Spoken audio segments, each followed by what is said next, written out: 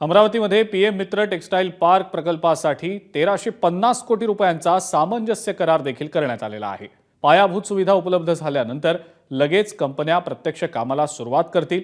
3 लाख लोकांना रोजगार देणाऱ्या अमरावतीमधल्या पीएम मित्र टेक्सटाईल पार्कची पंतप्रधान मोदी यांनी वर्ध्यातून पायाभरणी केली आणि त्यामुळे पश्चिम विदर्भातील मागासलेपण दूर होण्यास मोठी मदत होणार आहे। आणि याचाच आढावा आमचे प्रतिनिधी प्रणय निर्माण यांनी घेतलाय, आपण पाहूया।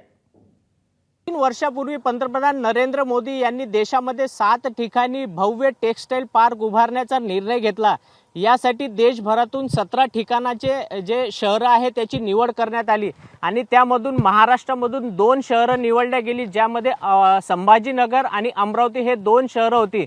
परंतु 2.5 वर्षापूर्वी महाविकास आघाडीचं सरकार होतं, त्यावेळेस छत्रपती संभाजीनगरला हे टेक्सटाईल पार्क जाणार असं जवळपास निश्चित झालं होतं। परंतु तेव्हाच्या खासदार अमरावतीच्या नवनीत राणा यांनी पुढाकार घेऊन सर्व केंद्राच्या मंत्र्यांना भेटून पंतप्रधान नरेंद्र मोदी यांना भेटून फडणवीसांच्या माध्यमातून हे टेक्सटाईल पार्क अमरावतीलाच आलं पाहिजे असं पाठपुरावा केला आणि राज्याचे उपमुख्यमंत्री देवेंद्र फडणवीस यांनी पुढाकार घेऊन अखेर तो टेक्सटाईल पार्क विदर्भातील अमरावती शहरामध्ये आणण्यामध्ये यशस्वी झाले आणि मागील वर्षी याची घोषणा झाली आणि आज देशाचे पंतप्रधान नरेंद्र मोदी यांनी याच अमरावती टेक्सटाईल पार्कचं वर्धे इथून भूमिपूजन केलेलं आहे।